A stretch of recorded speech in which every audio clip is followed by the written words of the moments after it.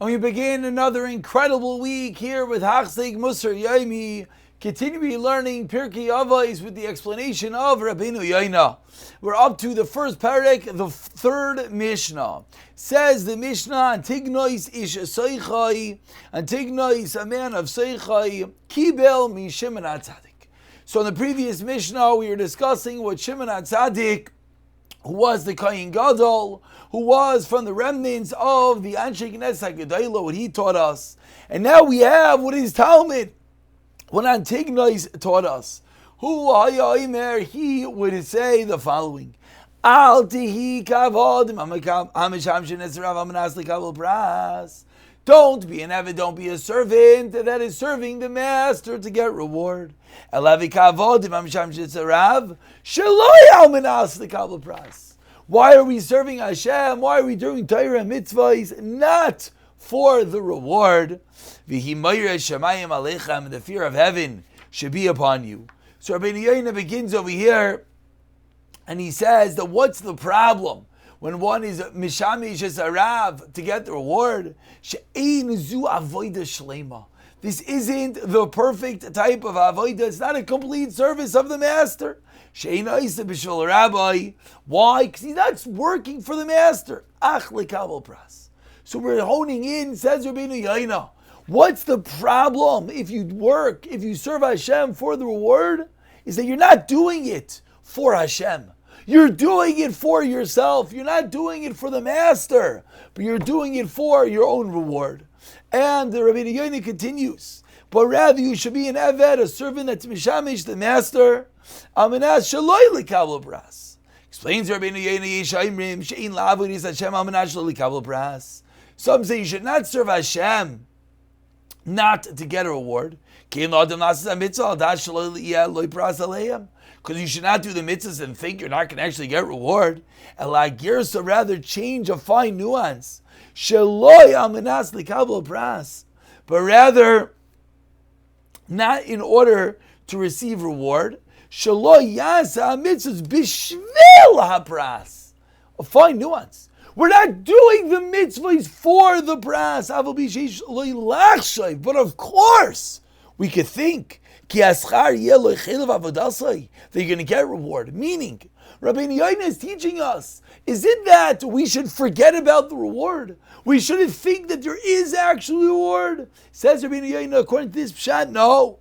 You could actually think about the reward, but that's not the impetus. That's not the why. That's not the fuel that's driving the car. Aval nir eli, but says it appears to me. Ki girsa as far yikra. What's the right girsa? Sha'avoida kazu matzinu b'nei adam.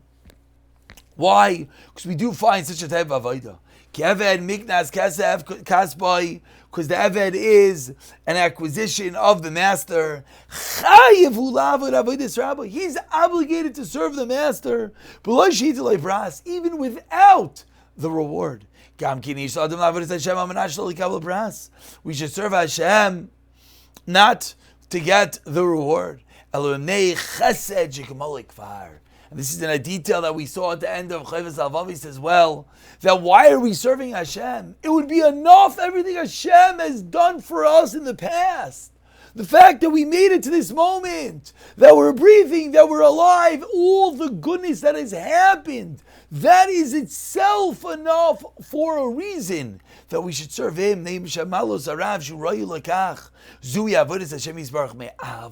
And that's what it means that we serve Hashem with love, that we realize that everything that Hashem has done for us is the reason why we should continue to serve Him. You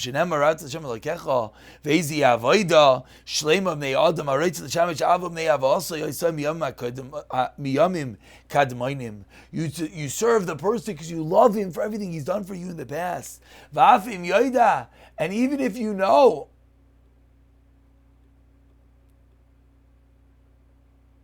excuse me, and even you're not going to actually get anything. In such a reward, person should love avodas Hashem Valkin Tzavach Zalin Yirav Amar. And now this explains the end of the Mishnah, which I'm sure many were wondering, why did the Mishnah conclude V'yimayir Shamayim Aleichem, that the fear of heaven should be upon you? It's so random. But now it's Gishmak. That you're serving Hashem from a place of fear and love. That you're serving the Master. Why? Because that which He has done for you in the past, and you realize He can punish you. So you're serving Him from a place of fear. Not that you're fearful of the punishment that but rather how great the Master is. That the Master has the power to punish one. So we see from here that why are we serving Hashem? We think of everything that has happened to us in the past. We think of all the greatness that Hashem has done to us, and we think, Rahman al-Islam, at a split second, that all could stop, and that brings us to Ava, to love, to fear Hashem. And that is the place that we should do the mitzvahs. We continue with the next Mishnah. Says the Mishnah, Yosi ben Yoezer, Shveid of Yosi ben Yechon, and Shushalayim Kibul Mehem, Yosi ben Yoezer, and Yosi ben Yechon accepted from them as following. Yosi ben Yoezer, Shveid Aimer Yibeis Chabeis Vala, Chachamim, your house should be a meeting place for the Chachamim, Vavim Abek, Ba'ava Ragleim, and you should cling to the dust on the feet of Talmid Chacham. And you should drink their words, the words of the Talmidei Chachamim, with thirst. Says Rabbeinu Yoina, who do they accept this from? Who did Yosef ben Yoezer and Yosef ben Yechon get this from? From Shimon HaTzadik and Mantignas Ishtoichai. So we're seeing the Mishnayos are building. We started with Shimon HaTzadik, who got it from the The previous Mishnah continued that Shimon HaTzadik imparted to Antignas Ishtoichai.